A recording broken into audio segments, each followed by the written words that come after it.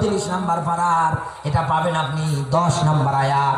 ওই দিন তারা ডাক দিয়ে বলবে, মালিক দুনিয়ায় যদি আলেমদের কথা মানতাম, তাদের ব্যাখ্যার কথাগুলো যদি শুনতাম, এই দুনিয়ার ময়দানে নবী পাঠিয়েছিলেন তাদের রেখে যাওয়া জীবন ব্যবস্থাগুলো যদি মানতাম, ও আল্লাহ আজকে আমাদের এই সাইদ নামক জায়গার মধ্যে আশা লাগতো না। কারণ দুনিয়ায় ব্রেন বুদ্ধি দিয়েছিল, আমরা খাটাইনি, কাজে লাগাইনি, যার কারণে আজকে আমাদের এই জাহান্নামে আশা লাগছে। জাহান্নামীরা যখন জাহান্নামে যাবে, জাহান্নামের আগুন যদি হাতের মধ্যে লেগে যায়, ও বন্ধু আপনার হাতটা শুধু পড়বে না, কলিজাটা জ্বলে একদম সারখার হয়ে যাবে। মায়েরা যারা বসে আছেন, এত কায়দায় পর্দার কথা বলা হয়, এতবার আপনাকে বলা হয় খবরদার আপনি স্বামীর উপরে বদদোয়া দেবেন না, খবরদার আপনি স্বামীকে লানত দেবেন না। নবীজি মেরাজের রজনীতে গিয়ে তাকিয়ে দেখেন, এই সেই জাহান্নামের মধ্যে নারীরা এই দুইটা অপরাধের কারণে সব চাইতে বেশি জ্বলতেছে, সব চাইতে বেশি এই জাহান্নামের মধ্যে যাবে। দুই কারণে, স্বামীর অবাধ্য, স্বামীর উপরে লানত, এই দুই কারণে এত কায়দায় বলা হয়। তারপরে ওই ভারতবর্ষের মায়েরা কি করে জানি না, কিন্তু আমার নীলফামারী জেলার মায়েরা দেখবেন আরো বেশি করে।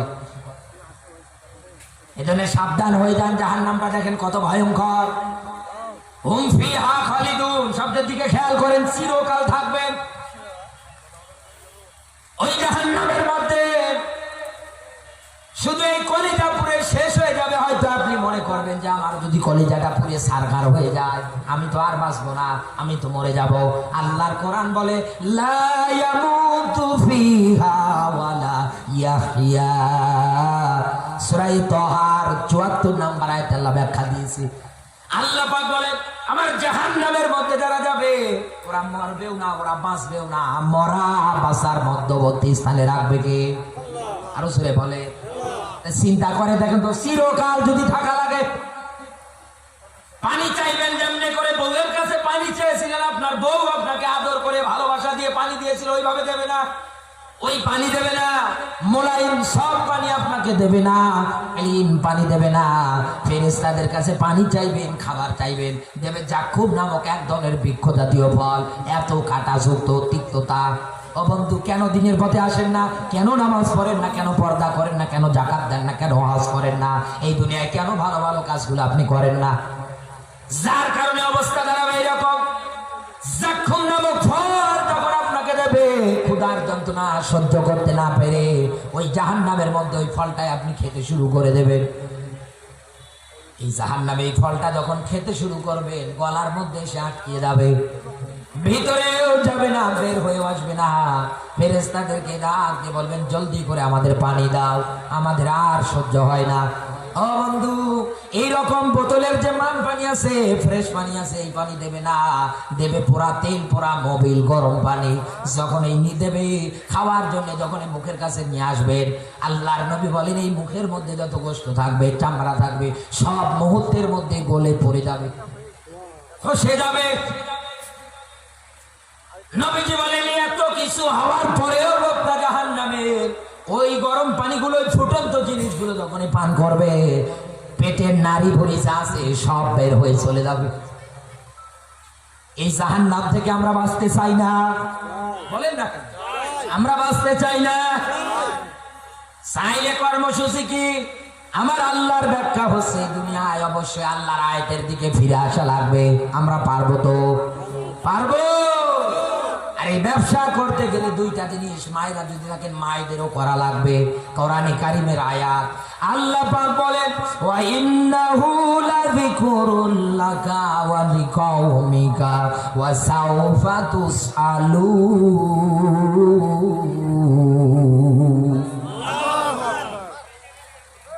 আল্লাহ পাক বলেন ওয়া ইন্নাহু, নিশ্চয়, অবশ্যই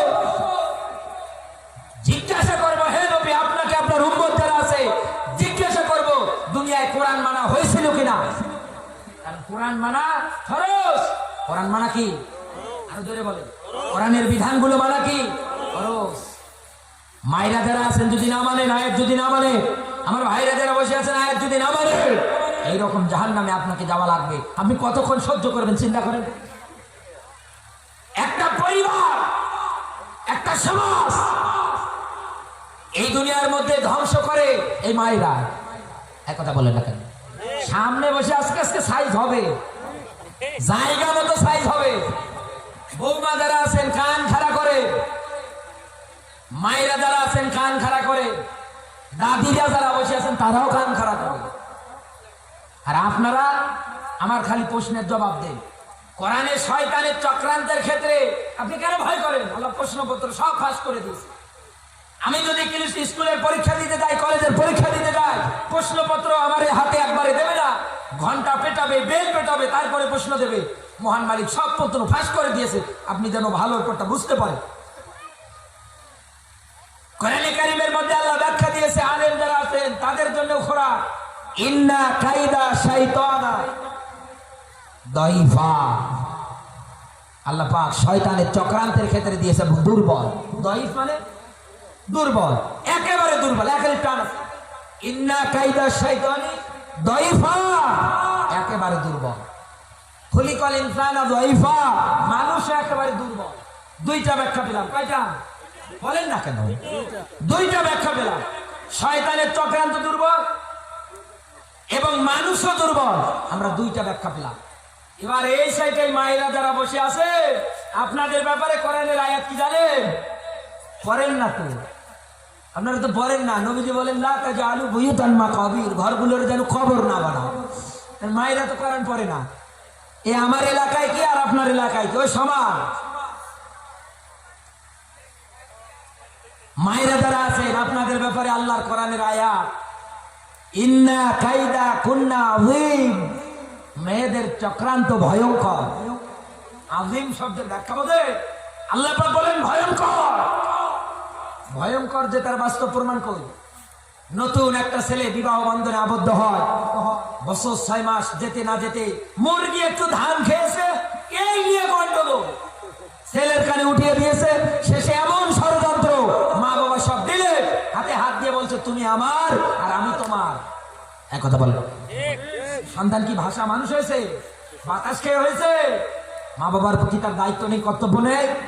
এই যে ষড়যন্ত্র, এই যে চক্রান্ত, এই যে একটা আযীম ভয়ঙ্কর ব্যাখ্যা আপনি প্রতিষ্ঠিত করলেন, আপনি একটা পরিবারকে ফাটল ধরালেন, একটা পরিবারের মধ্যে দ্বন্দ্ব সৃষ্টি করলেন, একটা পরিবার শেষ করে দিলেন। এর জবাবদিহিতা আপনাকে দেওয়া লাগবে। কালো বোরকা পরে রাস্তা দিয়ে ঘুরঘুর ঘুরঘুর করে বেড়াচ্ছেন আর মনে করছেন হ্যাঁ জান্নাতে আমি যাব, আর এদিকে আপনি কি করে বেড়াচ্ছেন? আমার আল্লাহ আমার মা বোন গুলোকে হেফাজত করুক, জোরে বলুন আমিন। আর এদেশের যুবক যারা আছে, এই ভারতবর্ষে পরকীয়া আছে না নেই? তারা করেন, হাত তোলেন তো। একজনও নেই, একজনও করেন না। এই পরকীয়ার হার এত বেশি এই ভারতবর্ষে। আমি গতকাল রাতের বেলা মাহফিলে গিয়েছিলাম উত্তর দিনাজপুর, অনেক দূর। ওখান থেকে মাহফিল করে আমি রাতেই মালদা রেলওয়ে স্টেশনে যখন আসতেছিলাম, যে ড্রাইভার আমাকে গাড়িতে উঠিয়ে আনছে, বলছে হুজুর এই দেশের মধ্যে এমন পরকীয়া আপনি জানেন? এত পরকীয়া উঁচু। কারণ কি? আমরা আজ কোরআন থেকে দূরে সরে গিয়েছি। একটা মাত্র কারণ, আমরা কোরআনের পথে থাকতে পারছি না। মায়েরা যারা আছেন বিনয়ের সাথে বলছি, খবরদার আপনি এই খারাপ কাজগুলোতে যাবেন না। নবীজি বলেন দুনিয়ায় কোনো মানুষ যদি পরকীয়া করে মারা যায়, কিয়ামতের দিন আল্লাহকে জাহান্নামে দেবে, ওর উপরে রেগে থাকবে, ওর আমলনামা পড়তে দিল লজ্জা পাবে। দুনিয়ায় বেঁচে থাকাকালীন অবস্থায় তো ঈমান পাবে না, বেঈমান হয়ে মরবে। আপনি যদি বেঈমান হয়ে মরে, আপনি জান্নাতে যেতে পারবেন? পারবেন না। এজন্য আমি বিনয়ের সাথে বলছি, অনেক সম্মানিত অনেক মর্যাদা আল্লাহর নবী আপনাদের জন্য দিয়েছে। না বোঝার কারণে আজ সব জায়গায় আপনারা অবহেলিত হন, সব জায়গায় আজকে আপনার মার খান। নবীজি মেয়েদের সম্মান এত বাড়িয়েছেন ইসলামের মধ্যে। বিয়ে করতে গেলে কত সুন্দর একটা অ্যাকাউন্ট নামা দিয়েছে, ওয়াতুহুন্না উজুরাহুন্না ফারিদা। ও মায়েরা, বাপের কাছে বলে রাখা লাগবে, আমার যুবতী বোন যারা আছো, বিয়ের বয়স যারা হয়ে গিয়েছে, মা বাবার কাছে বলে রাখবা, ও আমার মা বাবা, ইসলামী নিয়ম নীতি অনুসারে আমার বিয়ে দাও। আর ইসলামী নিয়ম নীতি অনুসারে বিয়ে দিতে গেলে মহারানা যে ছেলে দিতে চাইবে ওই ছেলের কাছে আমাকে বিয়ে দেওয়া লাগবে। হ্যাঁ, আমার বোনেরা বলতে পারবে তো? আল্লাহ যেন তৌফিক দেয়, বলেন আমি। কারণ নামাজ রোজার মতো ফরজ।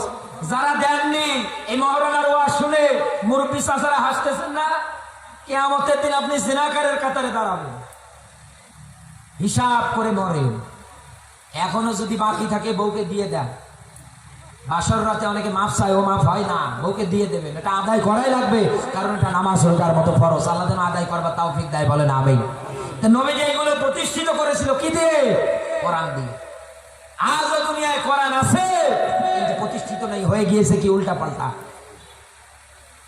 আমার বন্ধুরা, এই জন্য আমি আপনাদের ব্যাখ্যা যতক্ষণ দিচ্ছিলাম, এই দুনিয়ার ময়দানে আপনাকে জাহান্নাম থেকে বাঁচার জন্য আমল বলতেছিলাম। এই দুনিয়ার ময়দানে আপনি নিজে জাহান্নামের আযাব থেকে বাঁচবেন হবে না, আহাল বলদার যারা আছে তাদেরকেও বাঁচানো লাগবে।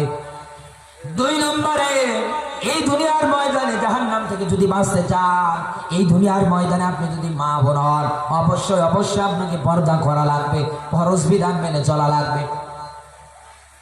এই পৃথিবীর ময়দানে অবশ্যই অবশ্যই আপনাকে আল্লাহর আয়াত কোনো সময়ের জন্য অস্বীকার করা যাবে না, আল্লাহর আয়াতের বিরুদ্ধাচারণ করা যাবে না। আল্লাহ পাক আমাদের তৌফিক যেন দান করে, জোরে বলুন আমিন। ভিডিওটিতে একটা লাইক এবং চ্যানেলটি সাবস্ক্রাইব এবং পাশে থাকা বেল বাটনটি অন করে দিন।